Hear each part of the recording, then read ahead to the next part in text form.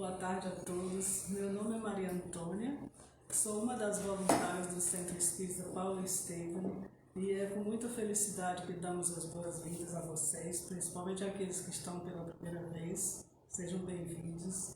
E vocês também que estão nos assistindo à distância, para que todos juntos possamos refletir nas palavras de vida eterna do Evangelho de Jesus. E agora eu os convido para que a gente faça a prece inicial, então fiquem à vontade.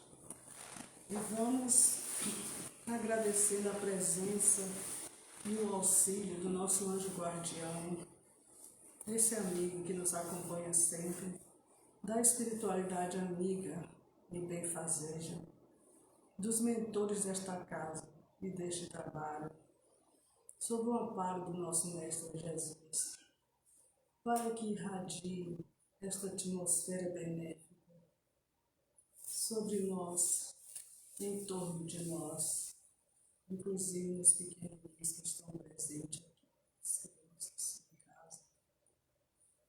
E nós, energizados assim, vamos vibrando amor por todo o planeta Terra, desejando muita saúde, muita luz, consolo, conforto, e elevando os nossos pensamentos a Deus Pai, seus mensageiros de luz.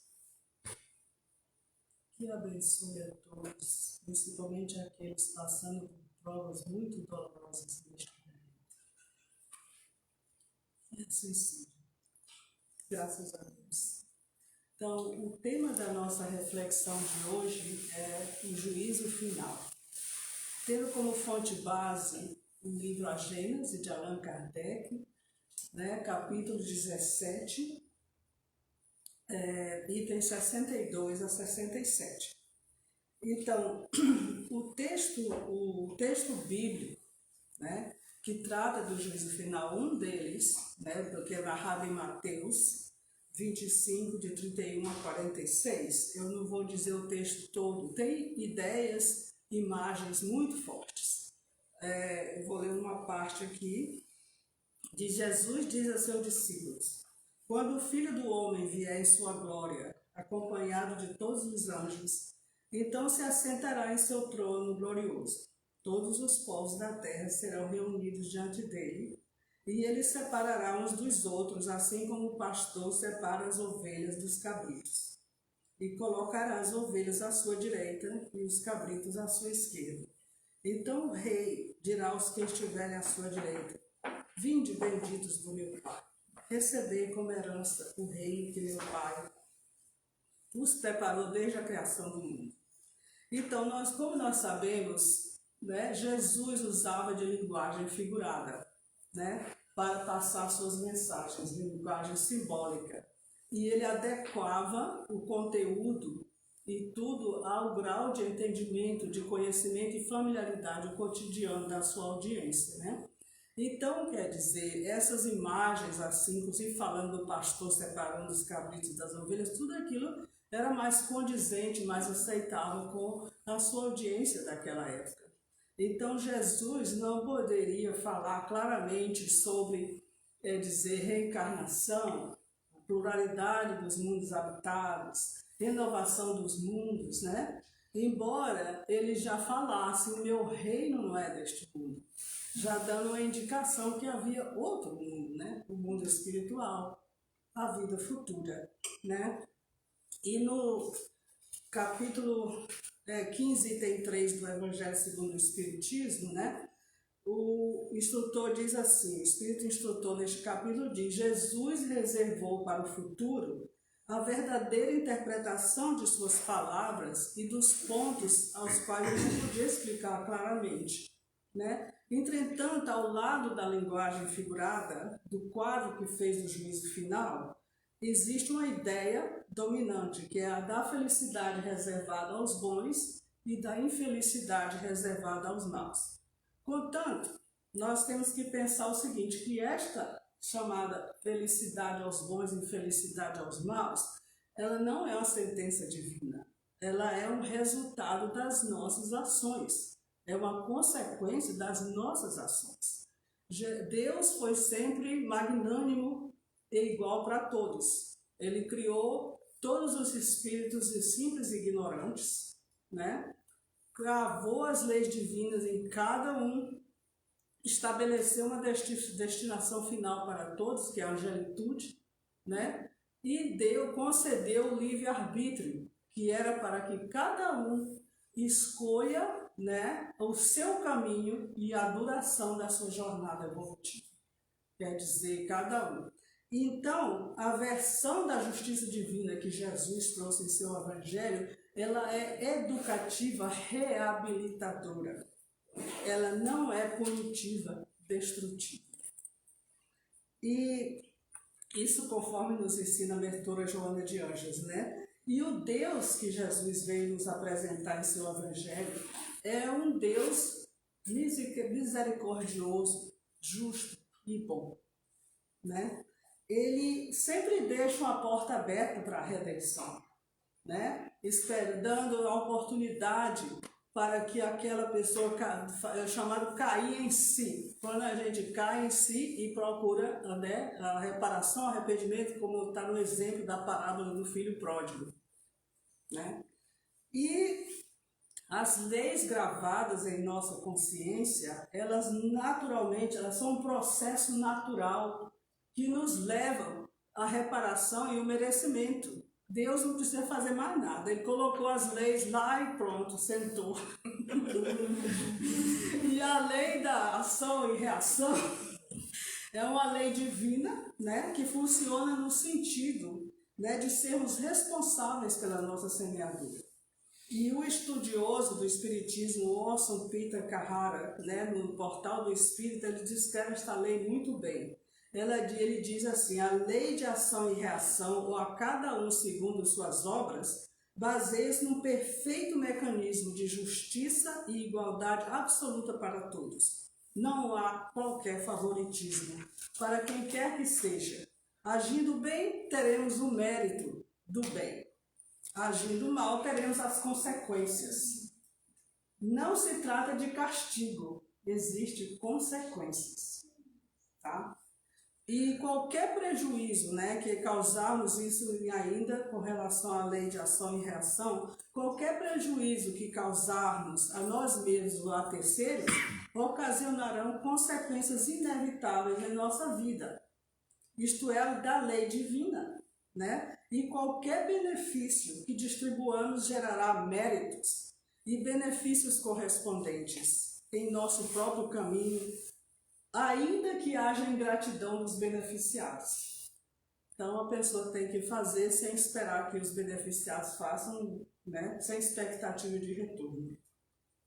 A condição única que Jesus colocou para a nossa salvação é a prestação da caridade. Não somente a caridade material, mas principalmente a caridade moral.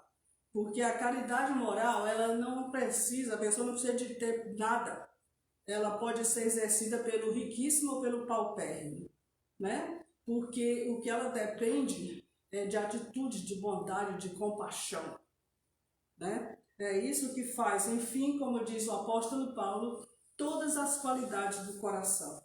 E, por exemplo, quando a gente vê a parábola do bom samaritano, é um exemplo maior da caridade feita de forma assim, material e moral, porque ele prestou a caridade, o bom samaritano, sem olhar a quem, e sem esperar retorno e sem esperar reconhecimento.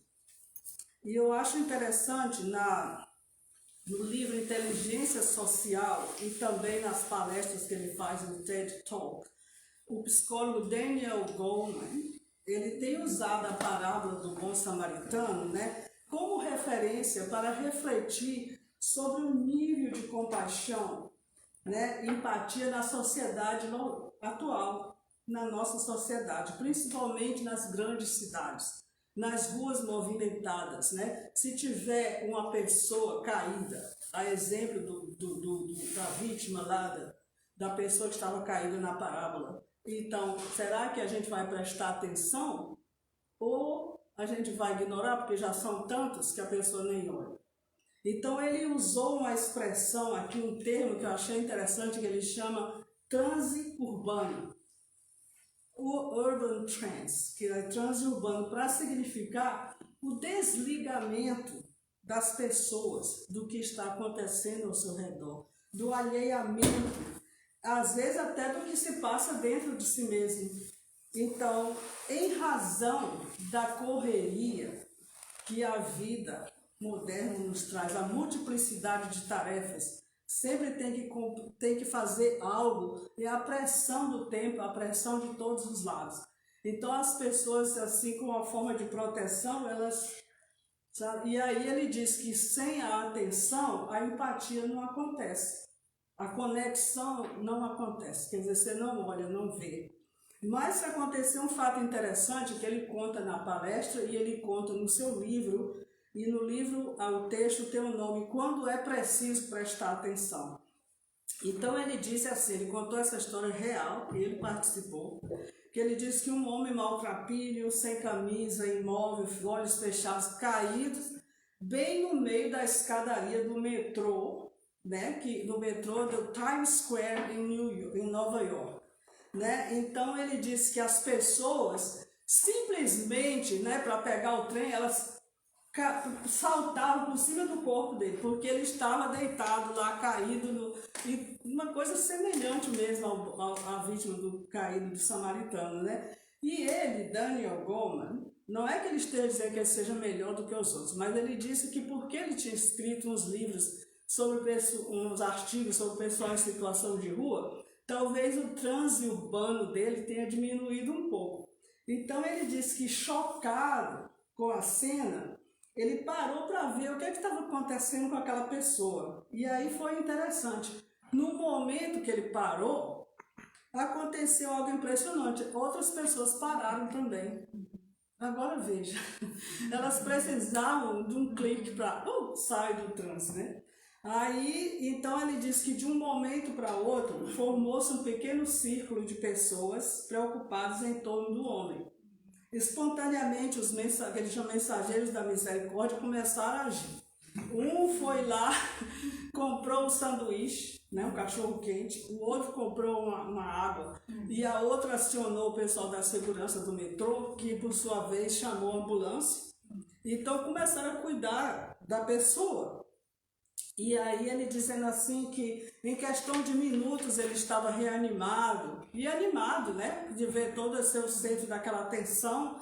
E ele disse que também descobriram assim, que ele só falava espanhol e que ele não tinha nem tostão, nada.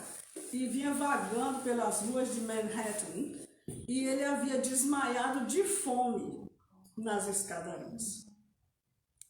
Então ele diz, o que fez a diferença? Ele pergunta. Então ele diz, em primeiro lugar, a mera atenção, no momento que a pessoa olhou o que está acontecendo em torno da pessoa. Então ele diz que parando para ver o que acontecera, ele deve ter tirado os transeúntes do seu transe urbano. Que inclusive complicado também com o negócio, como é que chama? O celular que a pessoa não tira o olho dali, né? Capaz até de morrer de peso, de cair no negócio, no buraco. Então, aí ele diz que as pessoas saíram. Então, ele diz que ao entrar em sintonia com... entrou em sintonia com o sofrimento da pessoa e acionou o sentimento de empatia. Então, ele diz que sem a atenção, a empatia não acontece. Porque você não está vendo. Às vezes a pessoa tem a empatia se você já conhece aquela, já existe... né, uma conexão emocional, mas ele está falando aqui de uma situação semelhante ao caído da parábola. Será que isso tem chance de acontecer nos nossos tempos? Que a gente está ficando cada vez mais distante? Graças a Deus, sim. É só dar uma chance para a pessoa sair desse trânsito urbano e poder ver. Né? Nem que seja um que saia, já chama com alguns. Né? Então isso deixa a pessoa otimista e feliz que nós não estamos condenados, né, a ficar fora da caridade. Porque, como é que se diz, fora da caridade não há salvação, né? E voltando ao juízo final, julgamento final, como a filosofia espírita explica a ideia né, do juízo final. Então, para a filosofia espírita, a ideia do juízo final, ela está relacionada com a transição planetária. Então, quer dizer, é o fim do ciclo de provas e expiações, né, para um mundo de regeneração onde vai haver o predomínio do bem. Então, o fim é do mal. E no livro A Gênese, capítulo 18, item 26, Kardec diz que a Terra nunca será transformada por um cataclisma que subitamente vai aniquilar uma geração inteira. Não. A transformação será de forma gradual, pela encarnação de espíritos de boa índole, que vão transformar a ordem da Terra, né? E os espíritos que forem rebeldes e que continuarem persistindo no mal, eles serão exilados para um mundo assim novo, primitivo, e vão ajudar no progresso daquele mundo. Então, o fato deles serem exilados para um mundo inferior, assim, em termos de progresso material e moral, isso não significa um retrocesso evolutivo. Não. Deus está dando uma oportunidade de educação reabilitadora para a redenção dessas pessoas, né? E Kardec também explica que a ideia de um julgamento final, ela não é racional. Pois como que Deus vai destruir o mundo, né? Quando está precisamente no momento em que ele vai entrar na trilha do progresso moral, né? E que pela prática dos ensinamentos do Evangelho. Porque somente quando o Evangelho for vivenciado e praticado é que você pode dizer mesmo que o egoísmo, o orgulho, todos esses vícios vão ser exterminados, quer dizer. Então, é o seguinte, a Terra, não esqueçamos que a Terra, né, em seu estado anterior de mundo primitivo, passou por um processo semelhante, que nós estamos apenas 1 grau acima do primitivo, que é o de provas e expiações. Entende? Então, quer dizer, a Terra, quando era primitiva, também recebeu espíritos exilados de um mundo superior a si, para ajudar em seu progresso material e moral. Então, a mesma coisa vai acontecer agora, que a pessoa vai se redimir indo ajudar outros, né? Então, o Santo Agostinho, no capítulo 3, no item 13 do Evangelho segundo o Espiritismo, ele explica muito bem isso. Ele diz: os espíritos que estão em resgate na Terra são, na grande maioria, espíritos estrangeiros. Eles já viveram em mundos mais evoluídos, de onde tiveram que sair pela insistência em praticar o mal, causando assim problema para os bons. Deus, em sua justiça infinita, permite que estes espíritos, exilados por algum tempo, continuem sua evolução em orbes mais atrasados. Eles recebem por missão acelerar o progresso de espíritos menos evoluídos, pois trazem consigo a inteligência mais desenvolvida e a semente dos conhecimentos adquiridos no mundo em que viveram. Quer dizer, esses espíritos não vão perder o seu adiantamento nem intelectual nem moral, apenas porque ainda estão persistindo, né, em não cumprir as leis divinas e não... Então aí é que vão ter que sair para não perturbar os outros, porque senão não acaba nunca essa história, né? Então, quem são os herdeiros da terra? Então aí vem, né, Mateus, né, e no Sermão da Montanha, Jesus, uma das suas bem-aventuranças, ele diz: bem-aventurados os mansos, porque herdarão a terra. Está em Mateus 5, de 1 a 11. Então, infelizmente, ser manso, né, ainda é considerado um sinal de fragilidade, de fraqueza. Então, no entanto, a mansidão, ela requer exatamente o contrário. Ela requer uma tremenda força interior. Ela exige uma grandeza moral, né, disciplina, humildade.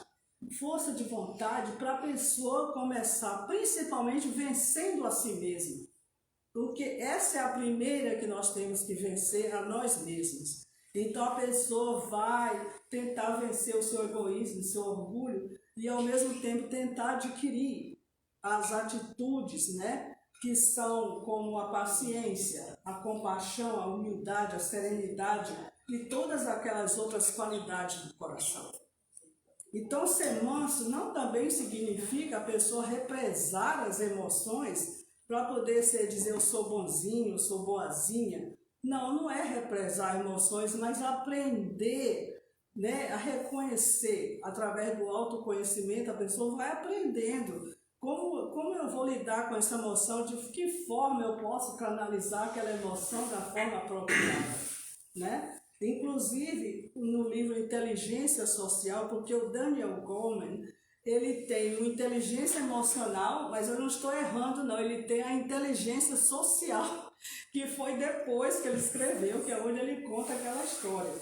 Então ele diz que as emoções negativas, elas são contagiosas, né? Que elas podem nos contaminar como se fosse um vírus. Então ele diz que quando uma pessoa despeja sobre nós o seu lixo tóxico, explodindo de raiva, ou ameaça, ou desprezo, ou seja lá o que for, ela ativa em nós circuitos que provocam essas mesmas emoções angustiantes. Sua atitude tem poderosas consequências. Então ele diz que em cada interação há um subtexto emocional e que nós podemos também trazer ao outro, fazer o outro se sentir bem ou muito bem, ou se sentir mal e muito mal. Então a gente tem aí que o manso, a mansidão, a pessoa procura criar paz em si, para poder irradiar esse estado de paz em torno de si, por onde for. Né? Porque assim como a gente vê que ele diz que a emoção negativa é contagiosa e prejudica, também a boa energia, ela influi para mudar, né, a faixa vibratória e como as pessoas estão sentindo. Então quer dizer, um contrabalança o outro. Então assim a gente não pode dizer, por que não, mas é por isso que a pessoa tem que cultivar aqueles sentimentos, inclusive para ter uma espécie de proteção em torno de nós. Claro que nós não vamos conseguir sempre ter essa linear, porque nós ainda estamos imperfeitos e tentando, sim, então a gente não consegue manter linear, mas a gente tem que tentar o máximo que puder, porque justamente para não entrar naquela negativa, porque na hora que a pessoa aceitar aquilo, pronto, aí também, né, que a pessoa vai pegar que nem um vírus, né. Então o manso também, ele exercita, né, a agir segundo a lei áurea de Jesus, fazer ao próximo o que eu gostaria que fizesse assim. Se todo mundo seguisse essa lei, meu Deus do céu, como a gente... Todo mundo ia regenerar, ninguém ia para outros órgãos atrasados. Então é o seguinte, os mansos herdarão a terra, mas ainda continuarão o seu processo de aperfeiçoamento. Ainda vão passar por provas. Só que eles já chegaram a esse patamar em que fazer o bem acontece de forma natural. A pessoa não precisa se esforçar, já faz parte.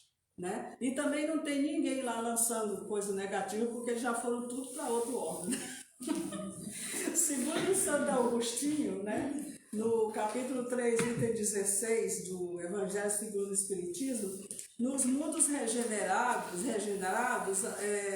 como ele diz assim, que é como se fosse a calma após a tempestade, ou a convalescência após uma doença grave, quer dizer, não tem resgates angustiantes.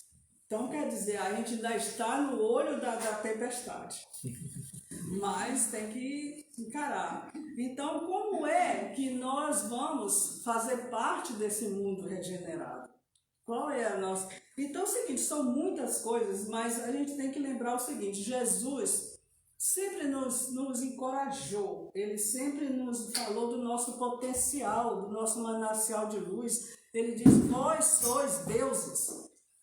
E ele sempre nos recomendou a construir o reino dos céus em nós. Quer dizer, um estado de espírito, né, de bondade, de caridade, todas essas coisas, primeiro para consigo mesmo, e depois você poder passar.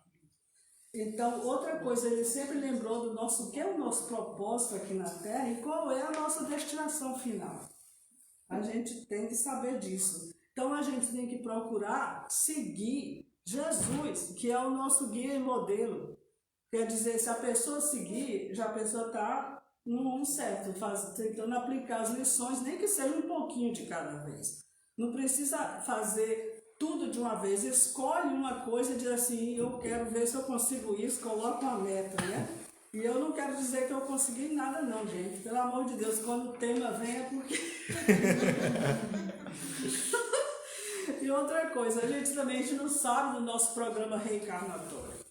Mas, à medida que nós trabalhamos o nosso autoconhecimento, né, nós temos mais possibilidade de estabelecer uma conexão com o nosso eu profundo, regenerando a nossa consciência, porque é isso que Francisco Cândido Xavier diz, que o mundo regenerador vai ser uma regeneração de consciências. Então, a gente vai tomar atitudes mais conscientes, mais condizentes com a semeadura do bem. Outra coisa interessante que eu acho, o psicólogo Dr. Alírio da Cerqueira Filho, ele nos aconselha a cultivar um conciliador interno, ao invés da gente alimentar o julgador interno. Nós, às vezes, alimentando um julgador interno, estamos sempre nos auto-julgando ou vivendo o julgamento de terceiros. A gente vê como aquela pessoa nos percebe e aí a gente começa a fazer isso. Então ele diz que ao invés de ficar se auto-culpando, auto-julgando, vai, cultiva o conciliador, concilia-te com tudo aquilo lá, procura em vez de ficar, porque o julgamento, gente, não é final não, o julgamento é uma batalha diária. Acontece em todo lugar, no local de trabalho, aquela coisa, a pessoa já sente mesmo que é julgada em tudo, né? Ave Maria, é um horror. Aí, então nós temos que praticar o orar e vigiar, que Jesus nos recomendou justamente para aí, né? Para a gente encontrar uma linha de equilíbrio, para que nós nem ficamos passando a mão na nossa cabeça, fugindo das responsabilidades, mas também a gente não vai cair no oposto, que é o martírio. Então diz a irmã Cidinfor, reforma íntima sem martírio. Não adianta se martirizar, a gente tem que fazer o melhor que nós podemos fazer. Dar o nosso melhor, amanhã a gente pode fazer um pouco melhor, mas é isso, né? Cultivar o zelo e a empatia, né? Exercendo a nossa função de co-criadores na obra do universo. Então, exercer o papel de cuidadores, servidores, tanto em relação a si, ao próximo, como à natureza, as plantas, os animais. Tudo que a gente puder fazer, por menor que seja. Também praticar o perdão, né? O auto-perdão e o perdão ao próximo, porque a gente ora o Pai Nosso, né? Toda vez que a gente ora, né? Pede o perdão e diz que vai perdoar os outros. Então, mas não pode ser mecânico. A gente, quando ora ao Pai Nosso, um dos nossos esforços é tentar falar, mas tentando convencer a si mesmo, para poder, nem que seja de pequenos pontos, né? Porque às vezes se a gente tenta pular muito alto, termina desistindo, né? Aprender a ouvir conscientemente. Essa é uma parte muito importante para trazer harmonia para a gente e para o outro em torno da gente. Porque normalmente a gente, eu me coloco nisso, a pessoa às vezes em vez de ouvir, a pessoa já fica pensando o que é que vai dizer e daqui a pouco já vira uma história que não é mais a história do outro, é a sua. Então eu tenho que me policiar, essa é uma parte muito importante. Então são muitas as ferramentas, são muitos os caminhos.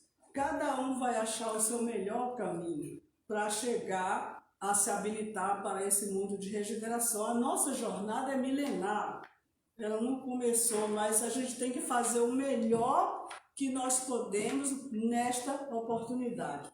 Temos que agradecer, ser muito grata a Deus pelo que nós já sabemos, porque isso já nos dá, assim, uma forma de como que nós vamos agir, né? Sempre. Então, procurando ser sempre aprendizes de Jesus. Sempre. Porque, como eu disse, ele é o nosso guia e modelo. E não esqueçamos que ele estendeu o convite. Ele diz, aprendei comigo, que sou manso e humilde de coração. Então, quer dizer, de tudo que se falou, vamos pensar na mansidão, na afabilidade, na doçura, porque Jesus era tudo isso, mas ele podia ser assertivo. Ele dizia o que ele tinha que dizer sem agressividade, né? Então, é isso que a gente tem que levar hoje. E agora vamos passar para a nossa prece final. Nosso Divino Mestre Jesus, Nossa Mãe Maria, Deus Pai, seus mensageiros de luz, agradecemos mais uma vez por esta oportunidade de esclarecimento, de aprendizado e pedindo que esse conhecimento do Evangelho, tanto de hoje como sempre, toda oportunidade que nós tivermos, que se consolide em nossa mente, em nosso coração, e que nós realmente assumamos o compromisso dessa vivência. Nós não podemos perder tempo. E agora elevamos os nossos pensamentos. Nossa Mãe Maria, Jesus e Deus Pai, mais uma vez, pedindo que derrames fluidos salutares sobre o nosso chakra coronário e que esses fluidos benéficos percorram todas as células, cada célula do nosso corpo, curando, energizando e tirando, nos aliviando de todo e qualquer mal, tanto em nosso corpo físico como no nosso corpo espiritual. E agradecemos, Senhor, pela bênção que acabamos de receber. Que assim seja. Graças a Deus. Então, gente, agora nós vamos saber do centro dos avisos. Nada? Nada. Quer dizer, sempre precisa de dinheiro. Doações. Nem que seja $5 também. É só isso. E o breakfast pack. Isso aí são duas coisas que a gente não pode deixar de falar. Obrigada mais uma vez.